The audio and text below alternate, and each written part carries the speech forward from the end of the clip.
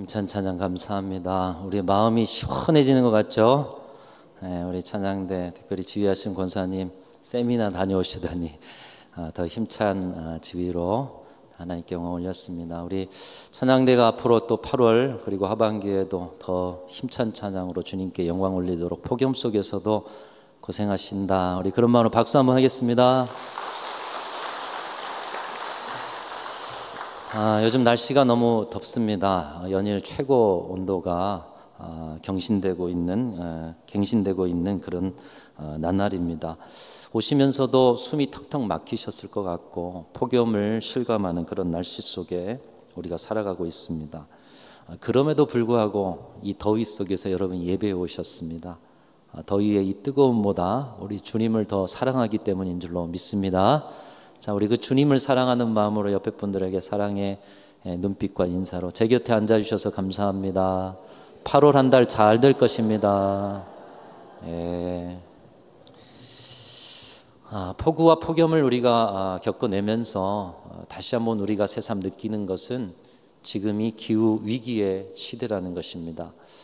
지난해 사순절을 통해서 우리는 하나님의 창조 안에 거닐다라는 주제를 가지고 피조 세계가 얼마만큼 많이 무너지고 황폐해지고 하나님의 창조의 그 아름다움이 파괴되었는가, 그 중심에 우리 인간의 죄성과 탐욕이 있었고, 근데 우리는 그것을 주님 앞에 회개치도 않고 그저 착취와 파괴 속에서 살아왔다는 것을 확인하면서 함께 회개하고 또 피조 세계 보존을 위한 행동을 실천을 함께 이루어왔습니다.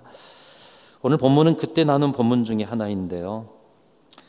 지난달 갑작스러운 폭우 그리고 장마 기간이 한 8일 정도밖에 되지 않았다고 하고요. 올해는 그 후에 이어지는 폭염, 기후 위기를 우리 몸으로 느끼면서 한 해를 지난 지금 과연 지난해 사순절에 실천하고 결단했던 것들을 얼마만큼 우리가 더 행하고 있나, 이런 생각이 들었습니다. 여러분은 어떠십니까? 창조 세계의 회복을 위해 작년보다 한 가지라도 더 실천하고 계시는 것이 있으십니까? 작년보다 더 뜨거운 폭염입니다. 그 말은 작년보다 더 뜨겁게 주님이 피조 세계를 통해서 우리에게 말씀하고 계시다라는 것입니다. 그렇기 때문에 우리의 창조 세계의 회복을 위한 일은 한때 하고 마는 캠페인이 아니라 신앙 고백, 신앙 생활, 하나님의 음성과 피조 세계의 신음에 응답하는 과정으로서 신앙 고백이 돼야 될 줄로 믿습니다. 지금의 기후 위기를 우리가 함께 공감하기 위해서 위기가 크게 느껴질수록 하나님의 음성이 크게 들리기 때문에 우리가 겪고 있는 몇 가지 위기들을 한번 정리하고 오늘 주신 말씀의 핵심을 좀 나누고자 합니다. 기후위기 극복을 위한 인류의 노력에 있어서 지난해 여러분 기억나시는지 모르겠습니다. 가장 큰 것은 지구 온도 몇 도를 지키는 거였습니까? 1.5도였죠. 1.5도라는 것은 지구 온도가 1.5도가 아니라 산업화 이전 지구 온도에 비해서 산업화 이후 100년 안에 지금 4도가 올랐답니다. 이렇게 올라가다가는 이 지구가 멸망하게 될 거고 또 우리는 그 고통을 겪게 될 건데, 그래서 2도가 그 임계점으로 알고 2도 아래인 1.5도부터 좀 지켜내보자, 이렇게 해가지고 우리도 지난해에 지구온도 1.5도, 그래서 1500시간 기도도 하고 하나님 앞에 개인적으로 1.5시간 그렇게 했다가 1시간 반은 너무 힘드니까 1시간 기도하자, 사순절에 그렇게 우리가 지난해에 기도했습니다. 이 1.5도는 2015년 기후 정상화를 위한 파리 협정에서 함께 모인 나라들이 2도를 넘기지 않도록 지금부터 애써야 한다 하면서 협정을 맺었고요. 그런 장기적 목표 아래 2020년부터 많은 나라들이 함께 참여해서 기후 행동으로 임했고 5년마다 그 이행점을 강화해서 점차 노력을 강화하기로 결정을 했습니다. 여러분, 그런데 올해 3월에 한 기사에 보면 작년 지구 온도가 1.55도, 1.5도를 넘었다는 것이에요. 온실가스 농도는 80년 만에 최고치, 또 해수면의 높이는 1993년 위성 관측 시작 이후에 가장 높은 해수면을 지금 기록하고 있다라는 것입니다. 여러분, 해수면이 높아짐으로 지금 이웃나라 일본이나 가까운 우리나라도 부산이라든지 이 쓰나미의 염려에 대한 그런 걱정들이 있지 않습니까? 이로 인해서 지구촌 곳곳이 더 많은 기후 재난을 경험하고 있습니다. 최악의 폭우가 오고 그로 인한 인명과 재산 피해, 후에 복구하는 문제, 엄청난 자본이 들어가고 있는 것이죠. 어느 한 나라의 이야기가 아닙니다. 오래전부터 리비아, 홍콩, 노르웨이, 우리나라, 중국에서는 난데없는 토네이도가 불었고, 이탈리아에서는 8월에 폭설이 오고, 스위스는 30도가 넘다가 여러분 30도가 넘는데 3일 만에 폭설이 내렸다는 거예요. 올해는 전 세계적으로 더 뜨거워서 인도, 파키스탄은 50도에 육박했답니다. 여러분 50도, 우리도 지금 엄청난 온도에 피부로 느껴지는 온도는 아마 그 정도 될 텐데 50도면 얼마겠습니까? 아마 밖을 나가지 못할 겁니다. 시베리아 툰드라 지역, 여러분 시베리아라는 지역은 얼음이 얼어있는 영구 동토층이 있는 그런 지역에도 38도가 넘게 되어서 이 얼음이 다 녹아지고 있는 현실. 폭염은 가뭄을 동반합니다. 그리고 먹는 물이라든지 이 물 부족을 유발하고요. 특별히 건조하게 되어서 우리나라도 2022년도에 강원도 산불, 또 올해 의성과 경상북도의 산불, 메마름이 이 산불의 원인이 아닐 수 없다 할 수 없습니다. 또 바닷물의 온도를 높입니다. 그래서 해류의 흐름이 바뀌면 여러분 계절도 바뀌는 거예요. 대륙이 해류의 흐름에 영향을 받기 때문에 최근 며칠 전에 동해안에서 경북 영덕에서 열대 어종인 대형 참다랑어가 잡혔다는 것입니다. 열대 어종이 잡혔어요. 이렇게 기후 문제는 국경도 계절도 없습니다. 이제는 어느 나라 어디서 터질지, 어느 계절에 터질지 아무도 모를 일이에요. 이런 영향에 우리나라는 점점 아열대 지역이 되어가고 있습니다. 엊그제 기사 보니까 서울에 있는 노지에 바나나가 열렸다는 거예요. 그냥 그 주인이 한번 이렇게 던져놨는데, 그냥 심어봤는데 바나나가 열렸다는 거예요. 경기 북부에는 남미나 열대지방에서 재배하는 파파야가 지금 재배되고 있고요. 우리나라 사과, 배 재배지가 많은데 2090년도에는 이 사과, 배 재배 지역이 강원도 산간 지역이나 있지 다 사라지게 된다는 것입니다.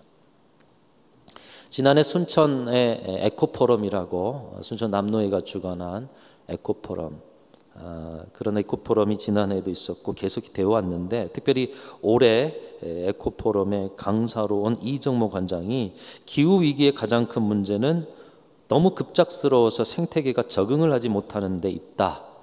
너무 빨리빨리 기후의 그 온도 때문에, 지구의 온도 때문에 기후가 변화되어서 적응을 하지 못하는 문제가 가장 크다라고 이야기를 했습니다. 이것이 천천히 되어지면 그래도 대응을 할 수 있고 적응을 할 수 있는데 너무 빠르다라는 것이에요. 산업화 이전의 기후 온도는 천천히 상승을 했는데 산업화 이후 100년 만에 4도가 급상승해서 너무 빨라서 적응을 생태계가 못하고 있다는 것입니다.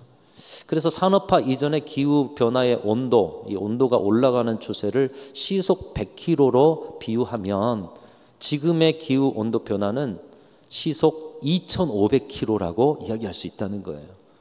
여러분 100km 버스가 달릴 때 밖이 보입니까? 안 보입니까? 보이잖아요. 구경도 하고 경치도 또 하고 여러 가지 생각도 할 수 있는데 2,500km를 달린다고 생각해 보세요. 아마 밖을 볼 여유가 없을 것 같아요. 근데 지금이 2,500km라면 앞으로는 더 빨라진다는 것이죠. 순천에 철새들이 많이 옵니다. 그런데 기후 변화가 됨으로써 새들도 바뀌고요. 곤충들도 원래 살던 곳에서 다른 곳으로 이동하는데 남쪽에 있던 곤충들이 다 이제 북쪽으로 이렇게 올라가고 있는 현실이라는 것입니다. 우리나라 서울의 수도권 일대에 지금 최근에 러브버그, 이 벌레로 인해서 고통을 받고 있죠. 어디서 날아왔는지 뭐 대부분 추정되는 국가가 있지만 이 러브버그, 기후위기로 벌레와 곤충들도 북상을 하는데, 그런데 보지 못한 곤충들이 새로운 곳에 가면 문제가 생긴다는 거예요. 이전에 날씨에 적응을 하고 그때 먹을 것이 있는데 새로운 곤충들이 먹으려고 할 때는 먹을 것이 없다는 거예요. 그래서 먹지 않아야 할 것을 먹다 보니 그 현상 중에 하나가 우리나라에 일어나고 있는데 숲이 파괴되고 있습니다. 소나무 재선충병이라는 것이 갑자기 생겨난 벌레들이 먹을 것이 없자 소나무를 갉아먹고 있는 우리나라의 현실인 거예요. 여러분, 기후위기는 남의 이야기가 아닙니다. 저와 여러분의 이야기고 우리 주변의 이야기고 우리 환경의 이야기고, 사람도 마찬가지입니다. 올해 장마가 8일 만에 끝났다는 얘기 아까 말씀드렸는데, 장마란 것은 원래 길게 오면서 우리나라 이 더위의 온도를 좀 낮춰주고 앞으로 폭염을 대비하게 하는 그런 날씨 아니겠습니까? 천천히 비가 많이 내리기 때문에 대비할 시간을 줬는데, 그래서 천천히 땅에 스며들고 물을 저장할 수도 있었는데 지금 집중호우는 어떻습니까? 뭐 일주일치가 한꺼번에 내리고, 그래서 우리나라 지형이 그 많은 비를 다 머금을 수 없는 지형이기 때문에 여러 곳에서 재난이 되어지고 있다는 것이죠. 또 장마를 대비해서 하수구를 만들어 놨습니다. 이 하수구가 장마를 대비해서 만든 그런 하수구지 집중호우 대비해서 만든 하수구가 아니라는 것이죠. 그렇기 때문에 그럼에도 뭐 쓰레기니 뭐 담배꽁초니 이번에 참 행정적으로 많이 고생하셨는데, 장마를 대비한 하수구이기 때문에 집중호우에는 이것이 효과를 볼 수가 없는 자리도 있다는 것이죠. 평소에 비가 오지 않은 예멘이란 나라 하수구 자체가 없다는 것은 비가 안 오니까요. 비가 모이지 않으니까요. 그런데 갑작스런 집중호우로 물난리가 났어요.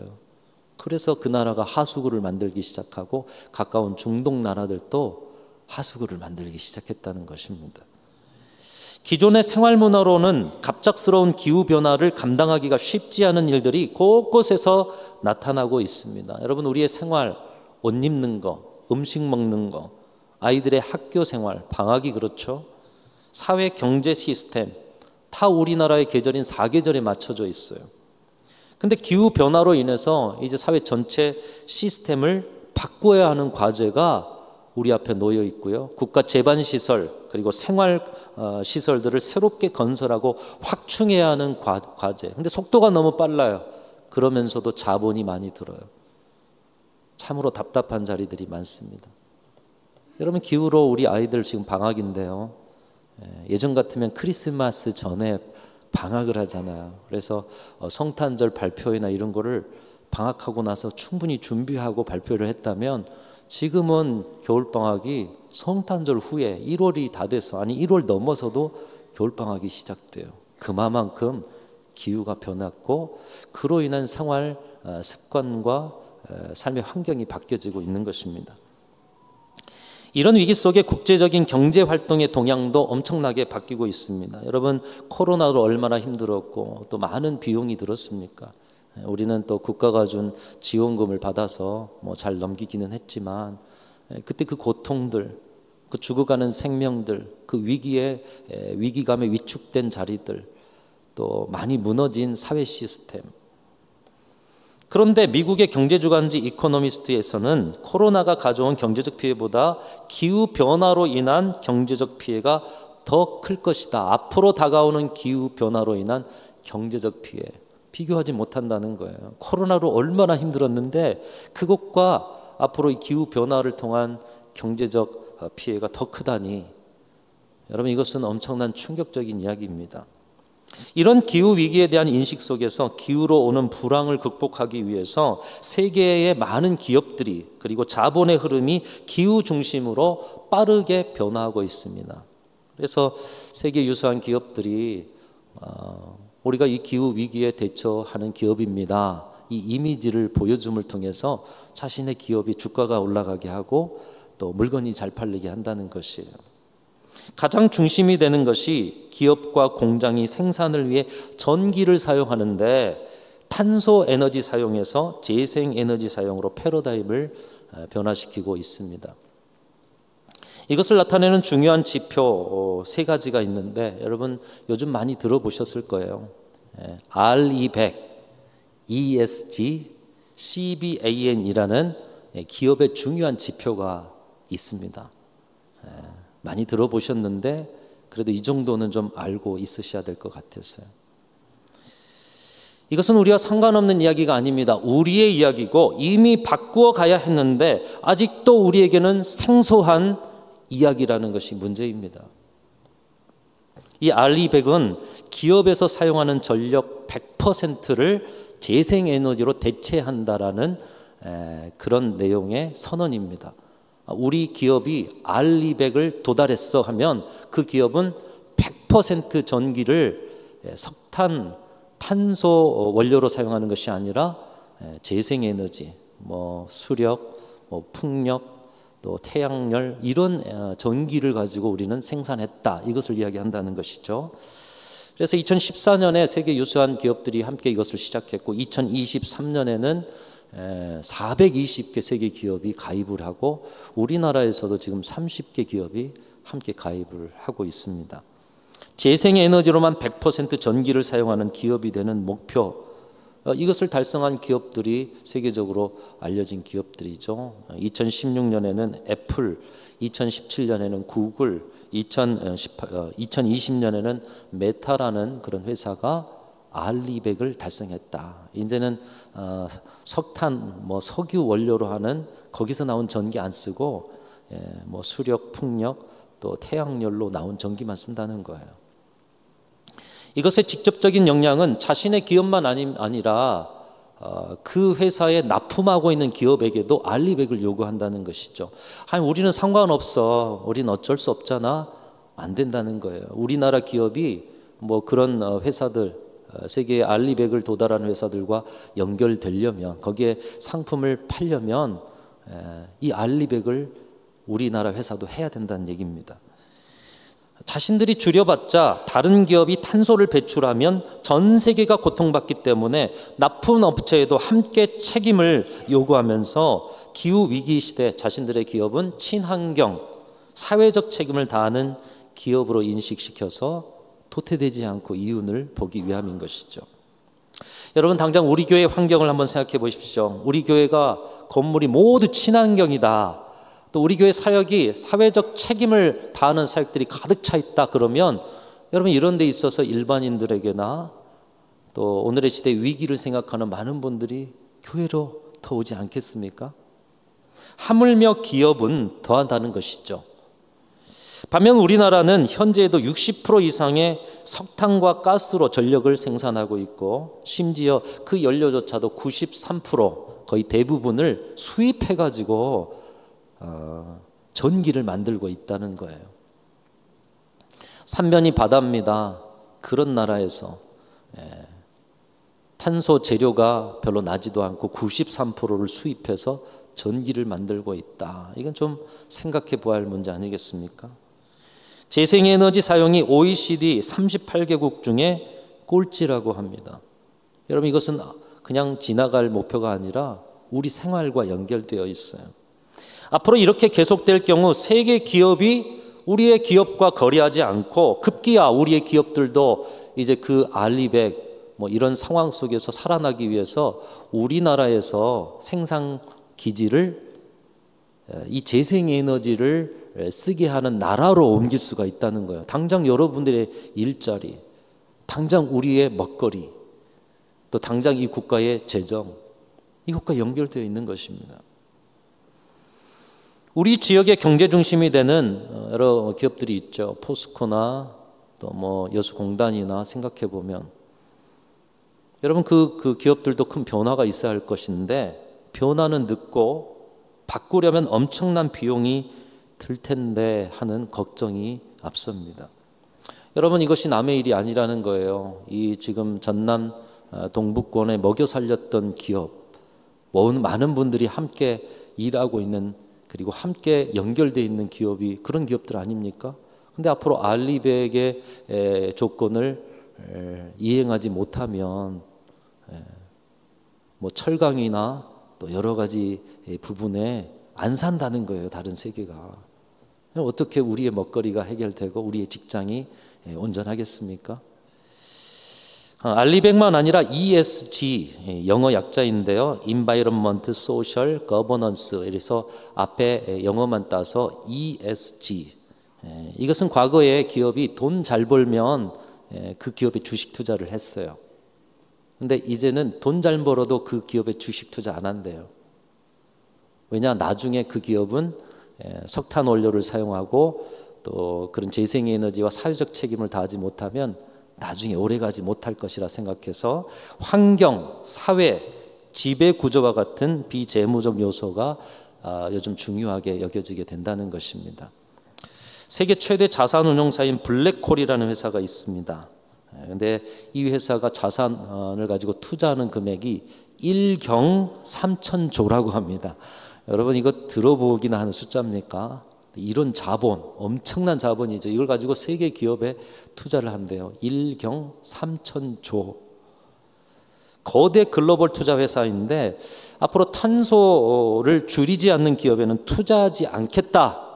탈탄소 경영을 선언했다는 거예요. 우리나라 한전에 투자한 그런 투자 회사가 있습니다. APG라는 연금 투자 회사인데 한전이 한때 석탄 발전소를 짓는다. 이런 발표를 하니까 그때 한전 지분 790억을 매각해 버렸답니다. 팔아버리고 투자를 좀 제한해 버린 거죠. 그래서 깜짝 놀라가지고 2020년에 해외 신규 석탄 사업을 전면 철회하는 뭐 그런 일도 있었습니다. 남의 일이 아니라는 거죠. 우리의 일이라는 것입니다. 여러분 이런 일들은 국가 간에도 일어나고 있습니다. 지금 우리나라가 뭐 미국의 관세 관련해 가지고 남의 일이 아니잖아요. 만일에 뭐 농산물에 관세가 더 붙어가지고 그랬으면 수출이 막막하고 또 다른 제품에도 그렇고 이 관세라는 것. 근데 앞으로는 CBAM 탄소 국경 조정 제도 뭐 이렇게 만들어 가지고 탄소 비용을 내지 않는 그런 기업의 상품들에게는 환경 관세를 부과한다는 거예요. 그래서 우리나라에서 유럽으로 물건을 팔아요. 근데 유럽은 지금도 재생에너지 사용을 많이 하고 있기 때문에 탄소 비용을 생산부터 내고 있다는 거죠.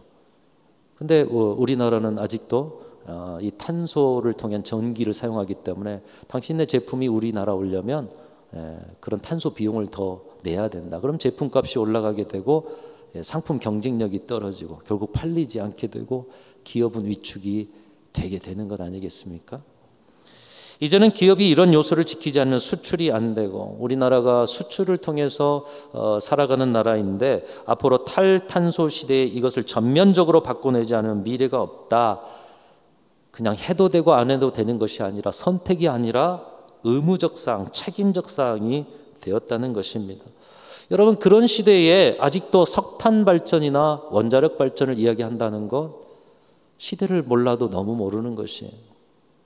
그런 상황에 우리나라는 내부적인 갈등과 분쟁으로 한 해에도 수십 년의 변화를 이루어 가는데 여러분 지금 우리나라는 몇십 년의 후퇴를 하고 멈춰 있는 자리로 서 있습니다. 이런 내용들은 여러분의 핸드폰 펼치면 다 알 수 있는 내용이에요. 목사님 다 아는 것이고 한편으로는 설교 시간이 중요한 시간에 안 들어도 되는 건데 하나님의 말씀 듣고 싶은데 여러분 그런데 오늘날의 폭염과 폭우 속에 여러분이 느끼는 이 체감의 기후위기 이 기후위기를 통해서 하나님은 우리에게 더 큰 음성으로 말씀하고 계시는 줄로 믿습니다. 그러니까 이것이 우리의 신앙의 일과 상관이 없는 일이 아니라는 거예요. 기후위기와 기후변화로 생존이 다른 이 시기에 국가도 국민도 그리고 우리 그리스도인들도 별반 그 심각성을 모르고 있지는 않은가. 폭염과 폭우 속에서 우리는 과연 심각성을 가지고 더 크게 들려오는 하나님의 음성에 얼마만큼 응답하고 반응하고 있는가. 여러분 우리 자신을 점검해야 한다는 것입니다. 이런 현실 속에서 우리가 신앙인으로서 해야 할 일이 무엇입니까? 세 가지로 정리하면 첫 번째로는 여러분 개인적인 실천을 하셔야 하는 거예요. 무엇을 해야 할지는 이미 배우셨어요. 나 개인이 하는 일이 얼마나 도움이 될까 하지만 그것으로부터 피조 세계를 회복하고자 하시는 하나님의 일에 우리가 동참하는 것, 하나님의 음성에 반응하는 것, 응답하는 것. 다시 말하면 여러분, 나 개인의 실천은 곧 신앙생활이라는 얘기입니다. 그 일의 중심에는 불편해지는 것이 있습니다. 불편해지는 것. 일회용 사용, 여러분 다시 코로나 이후에 얼마나 또 많아졌습니까? 텀블러 가지고 다니자 하지만 조금 또 편해졌어요. 다시 마음을 가다듬고 종이 사용을 줄이는 일. 저도 설교를 하며 종이가 익숙해요. 근데 이런 전자기기를 통해서 종이를 줄이니까 상당히 한 해를 생각하면 많이 줄였어요. 플라스틱 사용 최소화, 전략, 여러 가지 나누어 쓰는 일. 여러분 불편해지시기를 축복합니다. 불편해지셔야 하나님이 세우신 이 아름다운 창조 세계에 세워갈 수가 있는 거예요. 그래서 개인적 실천을 이미 지난해에 배우셨던 것들 하나하나 떠올리셔서 개인적인 실천을 하셔야 하는 것입니다. 두 번째로 여러분 함께 하시기를 바랍니다. 혼자는 힘들지만 둘이 하면 좀 낫죠. 근데 여럿이 하면 조금 더 쉬워집니다. 작은 공동체가 하면 캠페인이지만 여러분 국가가 하면 정책이 되는 것 아니겠습니까? 그렇기 때문에 우리 지역에서 먼저 환경과 관련된 일들이 있으면 여러분 관심을 가지시고 할 수 있는 한 연합하여서 함께 사역하시는, 참여하시는 우리 그리스도인들, 사회적 참여에 함께 하시는 그리스도인들이 되시기를 축복합니다. 순천노회에서도 이런 노력들을 하고 있습니다. 그래서 이번에 순천노회, 순천남노회, 그리고 여수노회, 그리고 고흥 저쪽으로 순서노회 4개 노회가 연합해서 생명 문명, 생명 목회 이 권역별 세미나를 9월 달에 하기로 했습니다. 또 지난해 했었던 에코포럼, 올해도 그 순천 에코포럼을 했는데 지난해까지는 순천 남노회가 다 주관했다면 이제는 좀 함께 참여합시다. 순천 노회에도 같이 연합하고 있고 특별히 순천 생태학교 지난해부터 시작한 생태학교 2기를 순천 노회와 순천 남노회 그리고 여수노회, 순서노회 연합으로 CBS 홀에서 매주 화요일 9월달 매주 화요일에 전문가를 모시고 이 기후 관련 강의를 함께 하려고 하고 있습니다. 다음 주에 광고를 좀 드릴 텐데 여러분 시간 내셔서 꼭 이 위기의 상황을 함께 공유하고 여러분 참여하셨으면 좋겠습니다. 세 번째로 지역과 국가의 환경 관련된 일에 여러분 관심을 가지시길 바랍니다. 시대를 읽고 지역의 미래 발전에 힘쓰는 분들을 지도자로 세우시고 그런 정책들에 힘을 모아주시기를 바랍니다. 덴마크의 항구 도시 SBL이라는 그런 작은 어촌이 있었는데 지자체의 과감하고 지속적인 투자로 유럽의 에너지 허브 도시로 발전했다고 합니다. 그래서 재생에너지 관련 업체가 250개가 그 작은 오촌에 들어왔다는 거예요. 그래서 일자리가 13,500개가 생겨났다고 합니다. 지역과 국가의 정책에 관심을 가지셔야 하는 거예요. 그것이 곧 또 우리의 신앙에 영향을 미치고 있어요. 여러분 중앙동에 지금 상가가 많이 비어가고 있어요. 중앙동에서 사셨던 분들이 떠나고 있어요. 물론 요즘은 지역교회 개념이 좀 사라지고 있지만 이 지역 상권의 비활성화를 통해서 우리가 직접 영향을 받고요. 우리 교회도 영향을 받고 있지 않습니까? 그래서 지역사회, 국가가 하는 이 환경의 문제에 대해서 여러분 관심을 가지셔야 하는 것입니다. 이런 개인적인 실천, 연대적인 실천, 지역과 국가의 실천에 관심을 갖고 참여하면서 하나님께서 주신 피조 세계를 회복하는 일에 더욱 힘써야 할 것입니다. 그런데 문제는 이제 말씀으로 들어가면 아시잖아요, 여러분. 몰라서 안 하시는 게 아니잖아요. 우리 신앙인들이 해야 할 일을 알면서도 행치 않는다라는 것. 단지 피조 세계 회복만 이겠습니까만은 오늘은 특별히 폭염을 통해서 창조 세계를 바라보는 시간이니 여러분 아시잖아요. 어떤 것들을 실천할지. 신앙인들이 하나님의 이 폭염을 통해서 주신 하나님의 음성에 반응하지 않고 있다는 것입니다. 오늘 말씀도 하나님께서 축복의 길을 알려주십니다. 너희 삶이 물된 동산 같겠고 물이 끊어지지 않은 샘물 같은 역사가 있게 할 것이다. 곳곳에 황폐된 것들을 수축하고 무너진 것들을 다시 세우는 그런 인생으로 삼아줄 것이다. 너희 입에 삐뚤어진 말을 버리고 너희 삶을 통해서 연약한 자를 세워가고 그 삶을 내가 축복해 줄 것이다. 하나님이 이사야를 통해서 말씀하시지만 하나님의 백성들은 오늘 이 말씀에 응답하지 않았습니다. 야고보 사도는 말씀합니다. 행함이 없는 믿음은 그 자체가 죽은 것이다.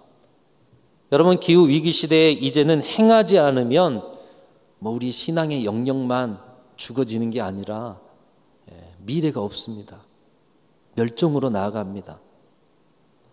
7월 8월의 새벽 큐티 말씀이 에스겔 말씀입니다. 이 바벨론이 멸망할 시기에 에스겔 선지자를 하나님께서 세우셔서 이 멸망할 시기에도 하나님께로 좀 돌아와라. 너희들의 죄악과 우상 숭배와 하나님 아닌 세상을 쫓아가는 그 삶으로 너희들이 이제는 멸망하게 될 텐데 지금이라도 돌아오고 내가 하는 말들에 순종해라. 에스겔을 통해 선포합니다. 너무나 그들이 듣지 않다 보니, 응답하지 않다 보니 에스겔을 통해서 에스겔의 토판을, 요즘 같으면 좋은 기기들이 많지만 칠판이라도 쓰겠지만 그때는 흙으로 만든 판에다가 예루살렘 성을 그리게 하고 또 그 예루살렘 성을 무슨 철로 판으로 이렇게 막게 하면서 예루살렘 성이 이렇게 포위될 것이다. 눈으로 보게 해줍니다. 뿐만 아니라 포위가 되면 먹을거리가 점점 떨어지면서 먹을 것이 떨어지는데 이 에스겔 선지자에게 그것을 요구하죠. 인분으로 떡을 구워서 먹어라. 이 불뗄 재료도 나무도 없다는 거예요. 포위가 되어서. 그렇게 하나님께서 눈으로 볼 수 있도록 선지자를 통해 보여주셨건만 그 충격적인 방법을 보고 알고도 그들은 하나님의 음성에 응답하지 않습니다. 그리고 응답하지 않는 자리는 결국 패망에 이르렀다라는 것입니다. 사랑하는 성도 여러분, 폭우와 폭염을 통해서 말씀하시는 하나님의 음성과 피조물들의 신음소리에 응답하시는 저와 여러분들이 되시기를 주님의 이름으로 축원합니다. 덥다 할 게 아니라 이 더위 속에서 하나님이 무엇을 말씀하시는가? 그럼 나는 신앙인으로서 그 음성에 어떻게 응답해야 하겠는가? 하나님의 말씀을 듣고 순종으로 응답하는 것이 우리의 살 길인 것입니다. 그 살 길을 함께 열어가고 누리시는 우리 교회와 성도들이 다 되시기를 주님의 이름으로 축원합니다. 여러분, 지난해보다는 그래도 올해가 좀 나아야겠죠. 하나님의 창조 세계를 함께 거니는 삶, 하나님이 아름답게 창조하신 이 세계를 다시 회복하고 보존하는 일에 우리 신앙인들이 먼저 앞장서라. 이번 폭우를 통해서, 폭염을 통해서, 산불을 통해서 그거 일어난 다음에 도와주는 것도 중요하지만 그거 왜 일어나는지 아니, 하나님의 말씀에 응답하고 또 그것을 실천해라. 주의 이 음성이 여러분의 삶의 응답으로, 아름다운 열매로 맺혀지기를 주님의 이름으로 축원합니다. 하나님 아버지, 감사합니다. 저희들이 오늘도 폭염과 폭우 속에서도 평안하고 안정된 삶을 이렇게 살면서 예배할 수 있는 특권 주시니 감사합니다. 그러나 오늘날의 이 더위가 저희들의 죄악과 또 하나님 앞에 온전치 못한 삶의 결과임을 볼 때에 주님 앞에 다시 회개하며 주님의 음성에 순종함으로 응답하기를 원합니다. 자연 만물의 회복을 위해서 조금이라도 불편해지고 함께 연합하며 저희들뿐만 아니라 온 국가와 지역이 그 일들을 감당할 수 있도록 힘을 모으는 오늘날에 깨어있는 신앙인들이 되게 하여 주시옵소서. 그리하여 온 세계가 하나님 앞에서 아름다운 창조 세계로 회복하는데 하나님의 그 역사를 보는 살 길을 열어가는 우리 교회와 성도들이 되게 하여 주옵소서. 우리 구주 예수 그리스도의 이름으로 간절히 기도하옵나이다. 아멘.